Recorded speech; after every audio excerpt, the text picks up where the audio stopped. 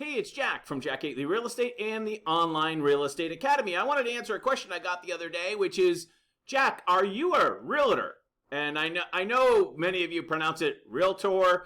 I pronounce it Realtor. And if it annoys you that I pronounce it wrong, well, that just warms my heart. And I'll continue to pronounce it incorrectly because that's my accent, tough luck.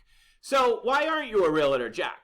So the answer is, number one, I'm not really a joiner of big organizations. I find every time you join a big organization, nothing comes good of it. It's just restrictions on your ability to do things.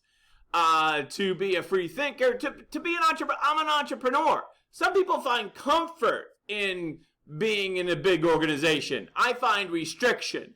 So I'm not a joiner of like really any type of organization. Yeah, it's something I try to avoid, just generally speaking, in my life. I like to be working on my own by myself. So, you know, the sky's the limit. And that's just how I am. So, number one.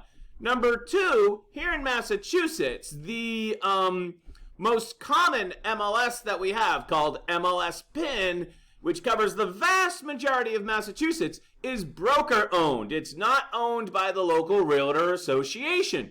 Therefore, you don't have to be a realtor to be an MLS PIN member. So there's no barrier to joining it as just simply a licensed broker, which is what I am. I'm a Massachusetts licensed broker. I also, just as a quick aside, always thought that if you had to be a realtor to be a member of the MLS PIN, that was the tying of two things together, and that sounded like a antitrust violation to me, but, well, that's a topic for a different video.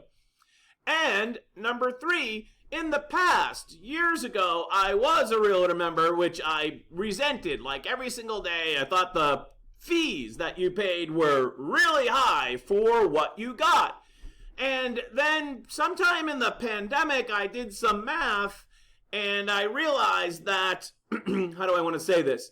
If I was going to be in this business for 20, 25 years, I added up the fees that I would pay to the association over the next 25 years or so. And I said, what am I really getting out of this? And what I was getting were the forms that you use on a regular basis.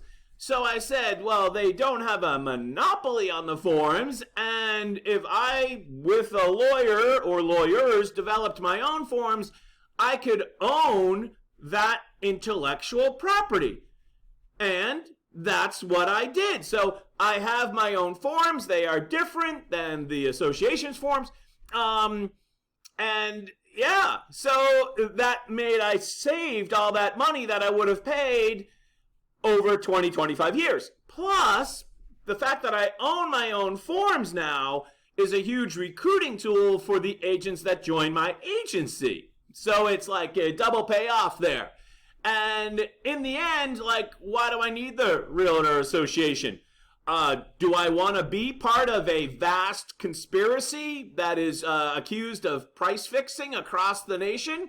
I don't want to be part of that. And I'm glad I'm not part of that.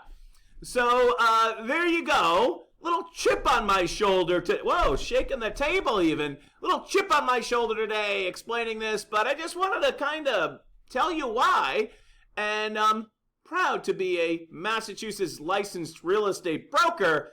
And I'm very glad I'm not a member of the association. Hey, thanks very much for watching. I'm Jack Gately for Jack Gately Real Estate and the Online Real Estate Academy. Have a great day.